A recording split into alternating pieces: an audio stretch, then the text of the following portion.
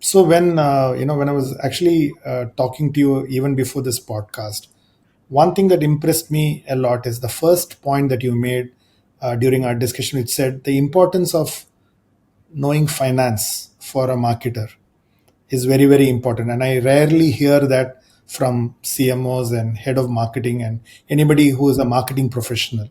So, why do you really think finance and the art of knowing finance is important for marketers? And can you elaborate a bit on that? So what I think is that the world is shifting a little bit. I think for me it's more predictive than something which is happening right now as we speak in 2025. So the world is adapting a little bit. So what used to happen is that previously in organizations there would be the chief financial officer here and the CMO seated here and the strategy folks who decide the course of the company and give recommendations to the CEO who sit on top would be equidistant from both, from the CFO as well as the CMO.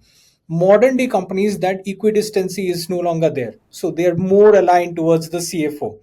And when this happens, it happens mostly because as economies open up, we have gradually opened up since 1991. Now it's almost like 30 odd years, right? As consumerism grows, marketing becomes extremely intense. Mm. Breaking clutter becomes far more difficult. It is no longer easier to just roll out a campaign and think, hey, I've done enough and whatnot, right? So when these things happen, you have to be able to understand the perspective of your CFO as well as the CSO, who is the Chief Strategy Officer, or your CSO leads, to be able to convince your CEO in a convincing way, right?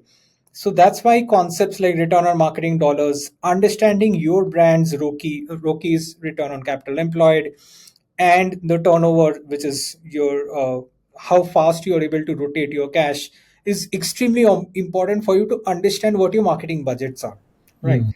The second point is what you do with those marketing budgets, the ratio which goes into content creation, the ratio which goes into distribution, the ratio of what should go into sales and whatnot. All of these, to have a very deeper understanding onto it, helps you bring those large projects to your CEOs. And since I worked only in almost listed companies, for me the fiduciary duty is even higher, because it's not just CEOs, it's also in a way to the board and the shareholders in general, right? So if you are proposing a $10 million campaign, if you're $15 million campaign, the impact of it should be in line with what has been discussed in con calls, what has been discussed you as a strategic business unit, and what has been discussed as your company KPIs, right? You can no longer sit, just because you're a large consumer brand, sit on your laurels and think, hey, whatever I do, even if it gives me a little bit of a delta, the movement will not be much. I mean, look at some of the top FMCG brands, what has happened to them. Like the direct to consumer brands which has come up in the last few years have completely disrupted them, right? Completely disrupted them, right? If you look at, for example, like we can take many examples as just one example. So folks are having to justify their brand spends even more severely, because the CEO is going to ask direct questions. Why don't I give promotional discounts in the channel, right? And you need to have very logical answers. You can't have logical answers if you don't have a background in finance. So that's where my IIM Calcutta education, which is known for its finance in general, really helped. It came in clutch, right? And I've also come from a background on forensic accounting in general, so I understand how cash flows sort of work. So more than the P&L statement, it's a cash flow statement that you look at to understand how these affect your margins, right? The second part is that I think uh, it's been a long time since India has seen a slowdown in consumerism, right? And marketing is very closely linked to consumerism, right? So Correct. and I think balance sheets of companies are really really good right now. It's far better than what happened in 2008 when I was in college and everything, right? Having said that, whenever a slowdown comes, the CEO is going to come out and say, "Ki, hey, let's slash down budgets and whatnot." If you have a very deep understanding of finance, you have a very brilliant ability to figure out what campaign suits what. So certain campaigns will be for, say, TAM expansion. TAM expansion for your viewers is when you're working on the fringes, you're trying to expand more and more people who will do trials of your product, right? On the other hand, I think there's certain campaigns you do to extract more revenue from your existing users. There's certain campaigns you do to launch your sub products or sub brands and whatnot, right? The balance of what budget goes into those is not something that you can no longer stare at your CSO or at your CFO and tell them, Ki, sir, tell me what the budgets are. You get a full budget and you need to be able to figure out which one gives you more ROE or ROI in general. ROE is a language that you should speak with your CFO to understand what sort of incremental benefits I can bring to my company's top line and bottom line, right? So this sort of an understanding is no longer outsourceable, I can say, to your strategy leads. You have to do it on your own, right?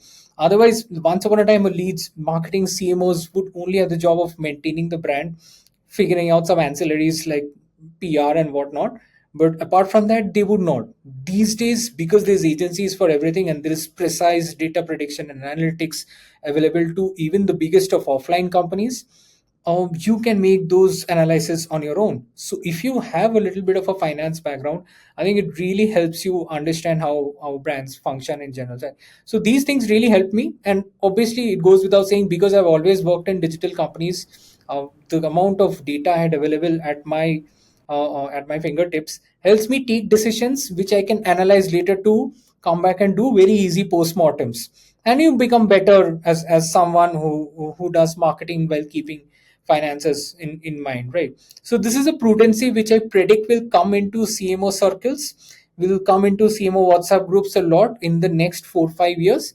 It is just starting to enter into our lingo, into our discussions as of now, and has far reaching implications than just budgeting what budget goes into what campaign. It has far reaching complications as to how you think about how effective your campaigns are going to be and whatnot, right?